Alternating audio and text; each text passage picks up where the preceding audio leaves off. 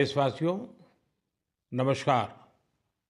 मन की बात में एक बार फिर मेरे सभी परिवारजनों का स्वागत है।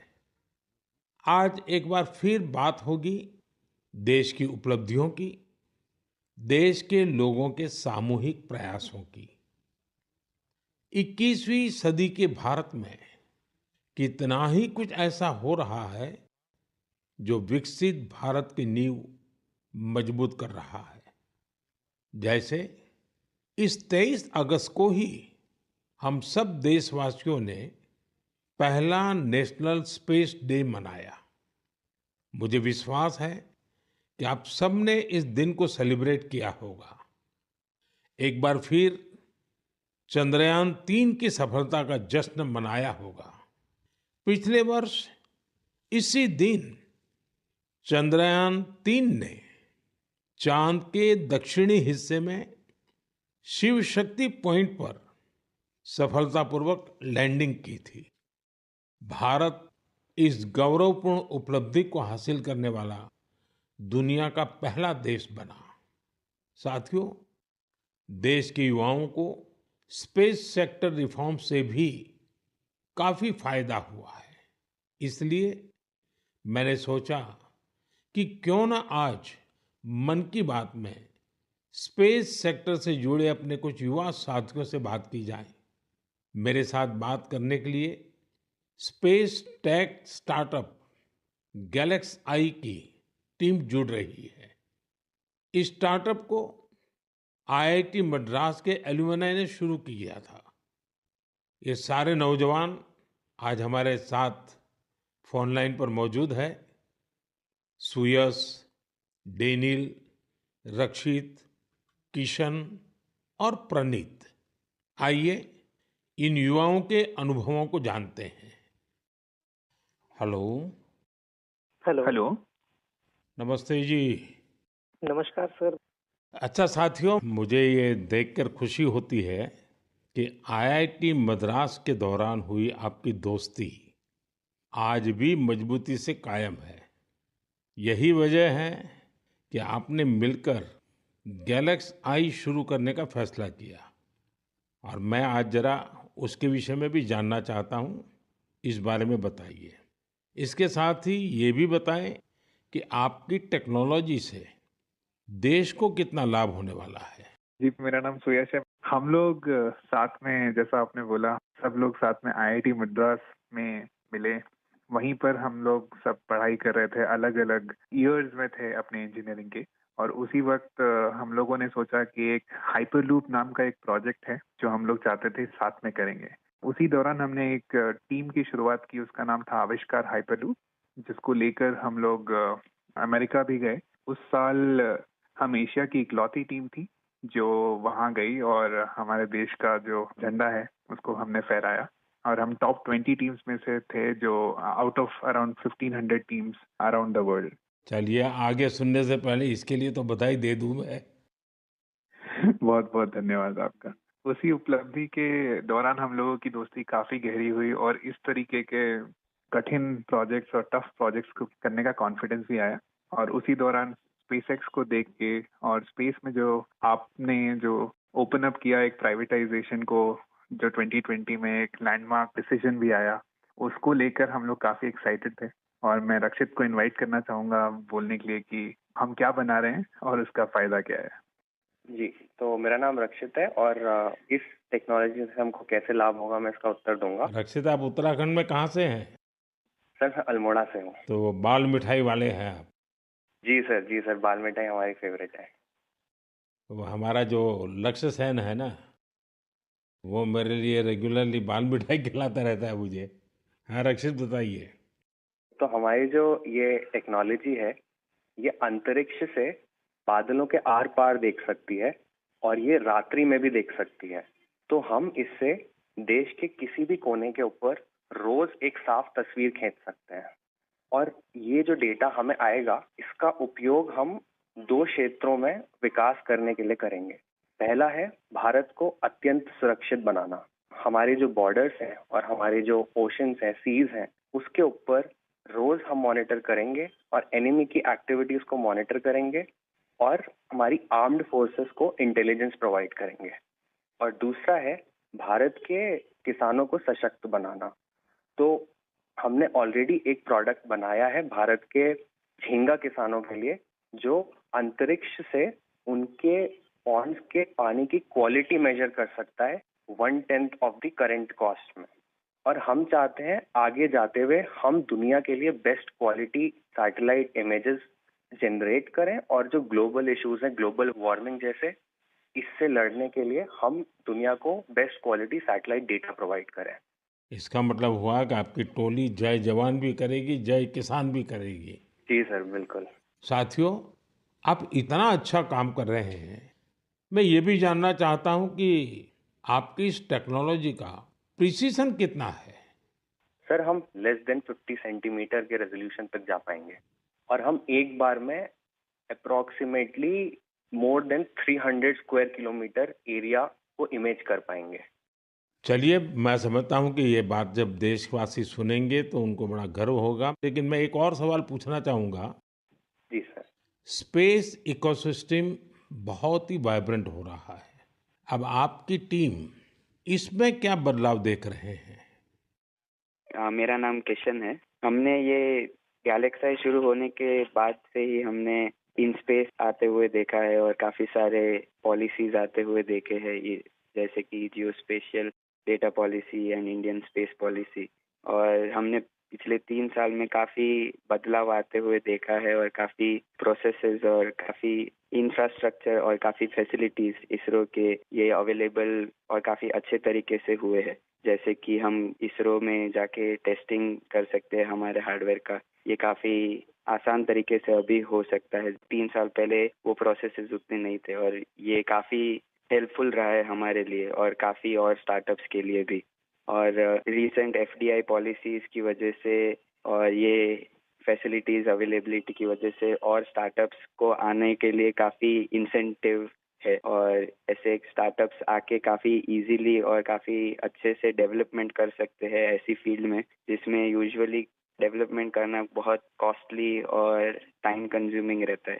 बट करंट पॉलिसीज और इन स्पेस के आने के बाद काफ़ी चीज़ें आसान हुई है स्टार्टअप्स के लिए। मेरे मित्र डेनियल चावड़ा भी इस पे कुछ और बोलना चाहेंगे। डेनियल बताइए। सर, हमने एक और चीज ऑब्जर्व किया है। हमने देखा है कि जो इंजीनियरिंग के छात्र हैं उनकी सोच में बदलाव देखा है।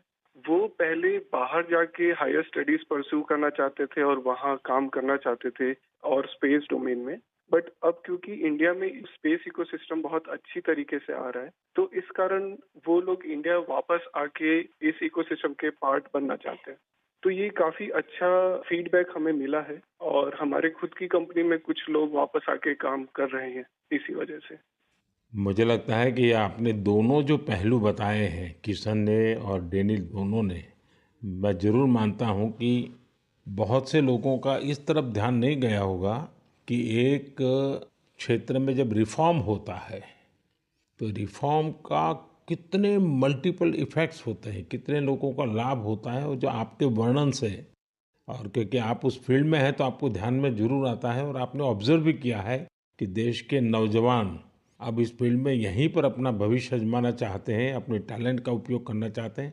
बहुत अच्छा ऑब्जर्वेशन है आपका। एक और सवाल मैं पूछना चाहूँगा, आप उन युवाओं को क्या संदेश देना चाहेंगे जो स्टार्टअप्स और स्पेस सेक्टर में सफलता हासिल करना चाहते हैं? मैं प्रणित बात कर रहा हूँ और मैं एक सवाल का जवाब दूंगा।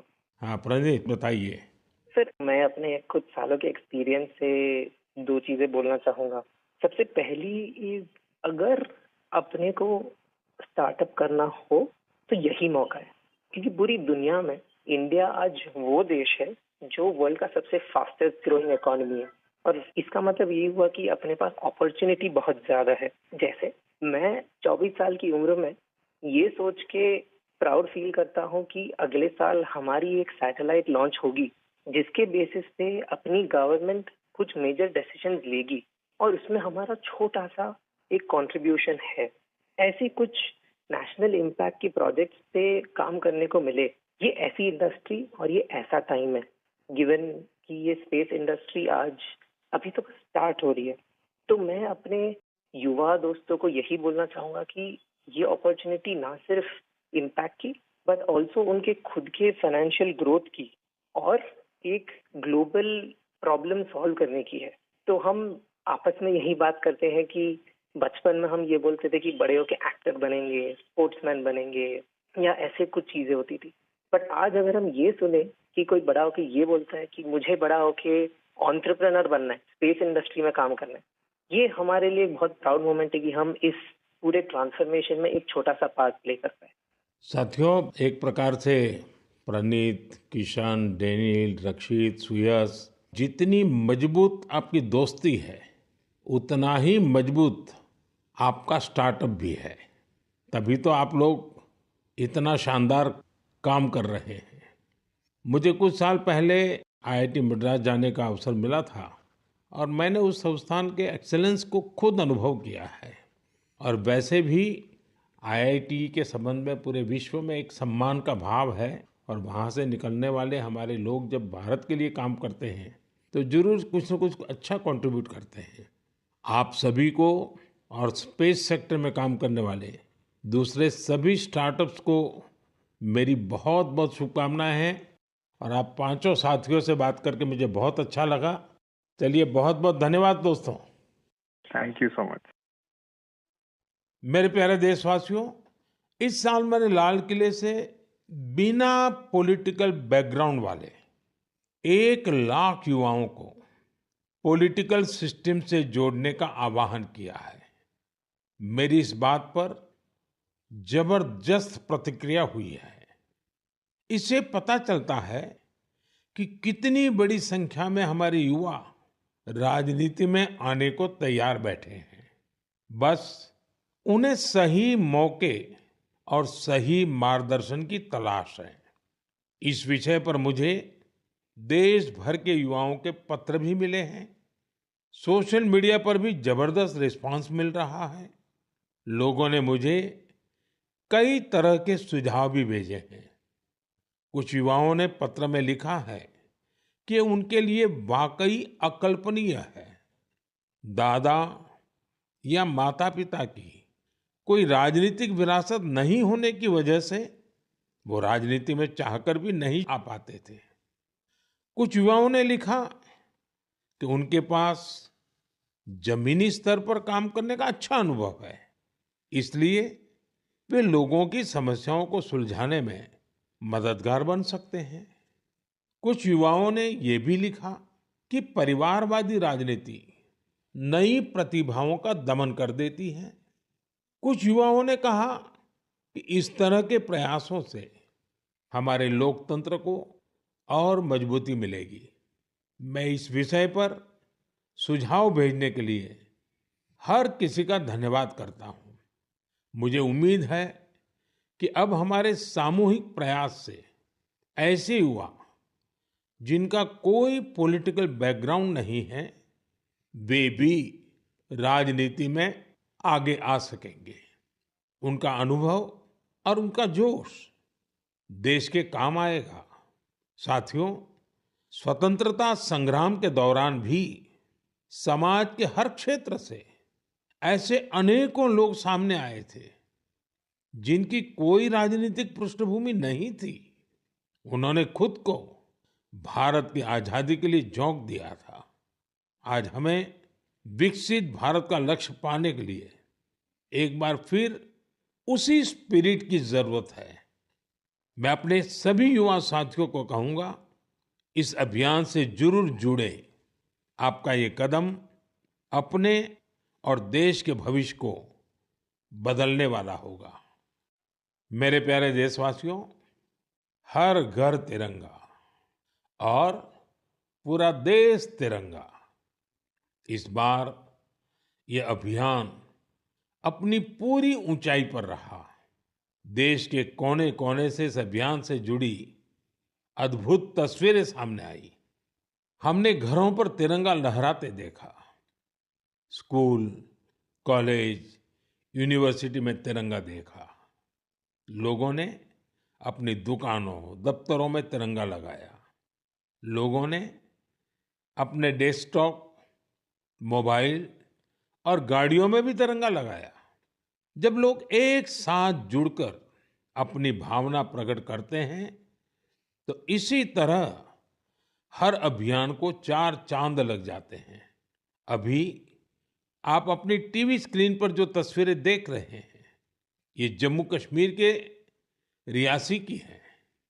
यहाँ 750 मीटर लंबे झंडे के साथ तिरंगा रैली निकाली गई और ये रैली दुनिया के सबसे ऊंचे चिनाब रेलवे ब्रिज पर निकाली गई। जिसने भी इन तस्वीरों को देखा, उसका मन खुशी से झूम उठा। श्रीनगर के डल लेक में भी तिरंगा यात्रा की मनमोहक तस्वीरें हम सब ने देखी। अरुणाचल प्रदेश के ईस्ट कामेंग जिले में भी 600 फीट लंबे तिरंगे के साथ यात्रा निकाली गई। देश के अन्य राज्यों में भी इसी तरह हर उम्र के लोग ऐसी तिरंगा यात्राओं में शामिल हुए। स्वतंत्रता दिवस अब एक सामाजिक पर्व भी बनता जा रहा है। ये आपने भी अनुभव किया होगा। लोग अपने घरों को तिरंगा माला से सजाते हैं। स्वयं सहायता समूह से जुड़ी महिलाएं लाखों झंडे तैयार करती हैं। ई कॉमर्स प्लेटफॉर्म पर तिरंगे में रंगे सामानों की बिक्री बढ़ जाती है। स्वतंत्रता दिवस के अवसर पर देश के हर कोने, जल, थल, नभ, हर जगह हमारे झंडे के 3 रंग दिखाई दिए। हर घर तिरंगा वेबसाइट पर 5 करोड़ से ज्यादा सेल्फी भी पोस्ट की गई। इस अभियान ने पूरे देश को एक सूत्र में बांध दिया है और यही तो एक भारत श्रेष्ठ भारत है। मेरे प्यारे देशवासियों, इंसानों और जानवरों के प्यार पर आपने कितनी सारी फिल्में देखी होगी, लेकिन एक रियल स्टोरी इन दिनों असम में बन रही है। असम में तिनसुकिया जिले के एक छोटे से गांव बारेकुरी में मोरान समुदाय के लोग रहते हैं और इसी गांव में रहते हैं हुलॉक गिबन, जिन्हें यहाँ होलो बंदर कहा जाता है। हुलॉक गिबन्स ने इस गांव में ही अपना बसेरा बना लिया है। आपको जानकर आश्चर्य होगा, इस गांव के लोगों का हुलॉक गिबन के साथ बहुत गहरा संबंध है। गांव के लोग आज भी अपने पारंपरिक मूल्यों का पालन करते हैं। इसलिए उन्होंने वो सारे काम किए जिससे गिबन्स के साथ उनके रिश्ते और मजबूत हो। उन्हें जब ये एहसास हुआ कि गिबन्स को केले बहुत पसंद है, तो उन्होंने केले की खेती भी शुरू कर दी। इसके अलावा उन्होंने तय किया कि गिबन्स के जन्म और मृत्यु से जुड़े रीति रिवाजों को वैसे ही पूरा करेंगे जैसा वे अपने लोगों के लिए करते हैं। उन्होंने गिबन्स को नाम भी दिए हैं। हाल ही में गिबन्स को पास से गुजर रहे बिजली के तारों के कारण मुश्किलों का सामना करना पड़ रहा था। ऐसे में इस गांव के लोगों ने सरकार के सामने इस मामले को रखा और जल्द ही इसका समाधान भी निकाल लिया गया। मुझे बताया गया है कि अब ये गिबन्स तस्वीरों के लिए पोज भी देते हैं। साथियों, पशुओं के प्रति प्रेम में हमारे अरुणाचल प्रदेश के युवा साथी भी किसी से पीछे नहीं है। अरुणाचल में हमारे कुछ युवा साथियों ने 3D प्रिंटिंग टेक्नोलॉजी का उपयोग करना शुरू किया है। जानते हैं क्यों? क्योंकि वो वन्य जीवों को सींगों और दांतों के लिए शिकार होने से बचाना चाहते हैं। नाबम बापू और लीखा नाना के नेतृत्व में ये टीम जानवरों के अलग-अलग हिस्सों की 3D प्रिंटिंग करती है। जानवरों के सींग हो, दांत हो, ये सब 3D प्रिंटिंग से तैयार होते हैं। इससे फिर ड्रेस और टोपी जैसी चीजें बनाई जाती हैं। ये गजब का अल्टरनेटिव है जिसमें बायोडिग्रेडेबल मटेरियल का उपयोग होता है। ऐसे अद्भुत प्रयासों की जितनी भी सराहना की जाए कम है। मैं तो कहूंगा अधिक से अधिक स्टार्टअप्स इस क्षेत्र में सामने आए ताकि हमारे पशुओं की रक्षा हो सके और परंपरा भी चलती रहे। मेरे प्यारे देशवासियों, मध्य प्रदेश के झाबुआ में कुछ ऐसा शानदार हो रहा है जिसे आपको जरूर जानना चाहिए। वहां पर हमारे सफाई कर्मी भाई बहनों ने कमाल कर दिया है। इन भाई बहनों ने हमें वेस्ट टू वेल्थ का संदेश सच्चाई में बदल कर दिखाया है। इस टीम ने झाबुआ के एक पार्क में कचरे से अद्भुत आर्टवर्क तैयार किया है। अपने इस काम के लिए उन्होंने आसपास के क्षेत्रों से प्लास्टिक वेस्ट, इस्तेमाल की हुई बॉटल्स, टायर्स और पाइप्स इकट्ठा किए। इन आर्ट वर्क्स में हेलीकॉप्टर, कार और तोपें भी शामिल हैं। खूबसूरत हैंगिंग फ्लावर पॉट्स भी बनाए गए हैं। यहाँ इस्तेमाल किए गए टायरों का उपयोग आरामदायक बेंच बनाने के लिए किया गया है। सफाई कामगारों की इस टीम ने रिड्यूस, रीयूज और रिसाइकल का मंत्र अपनाया है। उनके प्रयासों से पार्क बहुत ही सुंदर दिखने लगा है। इसे देखने के लिए स्थानीय लोगों के साथ ही आसपास के जिलों में रहने वाले भी यहां पहुंच रहे हैं। साथियों, मुझे खुशी है कि आज हमारे देश में कई सारी स्टार्टअप टीम भी पर्यावरण को बढ़ावा देने के लिए ऐसे प्रयासों से जुड़ रही है। ई कॉन्शियस नाम की एक टीम है जो प्लास्टिक वेस्ट का उपयोग इको फ्रेंडली प्रोडक्ट्स बनाने में कर रही है। इसका आइडिया उन्हें हमारे पर्यटन स्थलों, विशेषकर पहाड़ी इलाकों में फैले कचरे को देख करके आया। ऐसे ही लोगों की एक और टीम ने इको कारी नाम से स्टार्टअप शुरू किया है। ये प्लास्टिक वेस्ट से अलग अलग खूबसूरत चीजें बनाते हैं। साथियों, टॉय रिसाइकलिंग भी ऐसा ही एक और क्षेत्र है जिसमें हम मिलकर काम कर सकते हैं। आप भी जानते हैं कि कई बच्चे कितनी जल्दी खिलौनों से बोर हो जाते हैं। वही ऐसे बच्चे भी हैं जो उन्हीं खिलौनों का सपना संजोए होते हैं।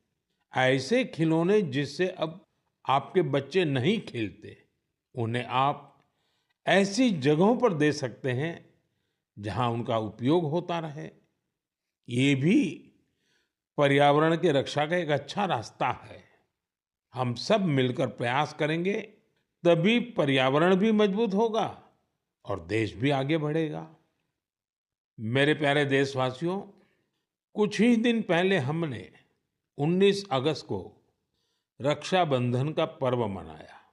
उसी दिन पूरी दुनिया में विश्व संस्कृत दिवस भी मनाया गया। आज भी देश विदेश में संस्कृत के प्रति लोगों का विशेष लगाव दिखता है।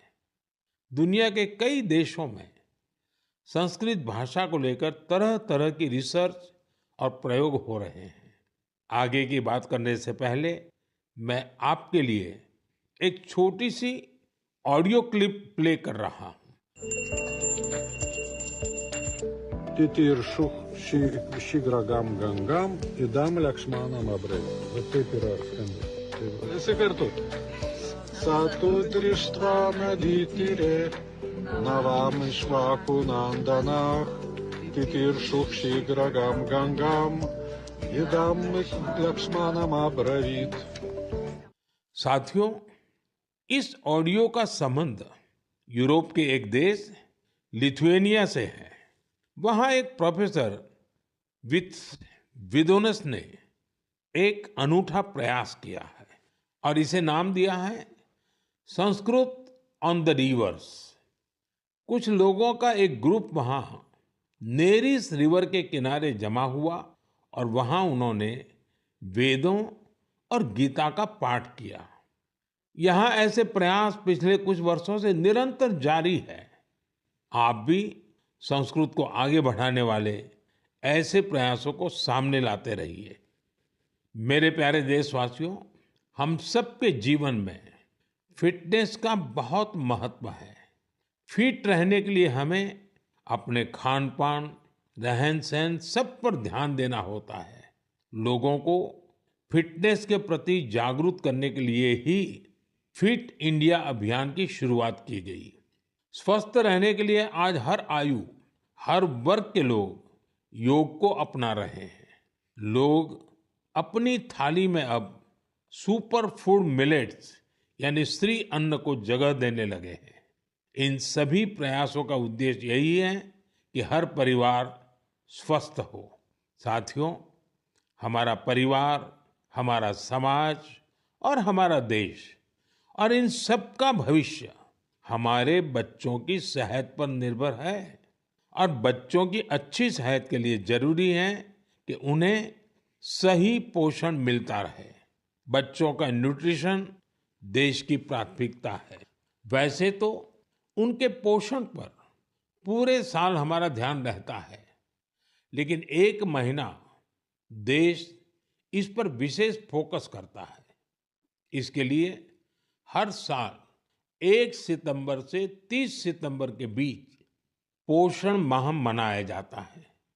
पोषण को लेकर लोगों को जागरूक बनाने के लिए पोषण मेला, एनीमिया शिविर, नवजात शिशुओं के घर की विजिट, सेमिनार, वेबिनार जैसे कई तरीके अपनाए जाते हैं। कितनी ही जगहों पर आंगनवाड़ी के तहत मदर एंड चाइल्ड कमेटी की स्थापना भी की गई है। ये कमेटी कुपोषित बच्चों, गर्भवती महिलाओं और नवजात शिशुओं की माताओं को ट्रैक करती है। उन्हें लगातार मॉनिटर किया जाता है और उनके पोषण की व्यवस्था की जाती है। पिछले वर्ष पोषण अभियान को नई शिक्षा नीति से भी जोड़ा गया है। पोषण भी, पढ़ाई भी। इस अभियान के द्वारा बच्चों के संतुलित विकास पर फोकस किया गया है।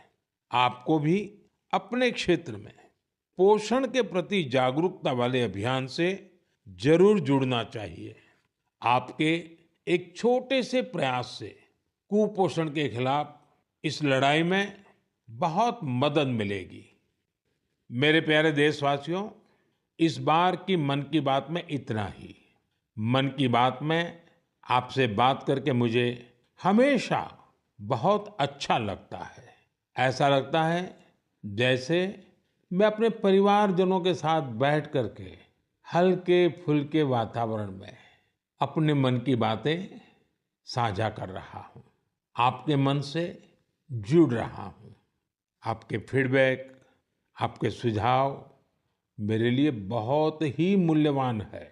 कुछ ही दिनों में अनेक त्योहार आने वाले हैं। मैं आप सभी को उनकी ढेर सारी शुभकामनाएं देता हूँ। जन्माष्टमी का त्योहार भी है।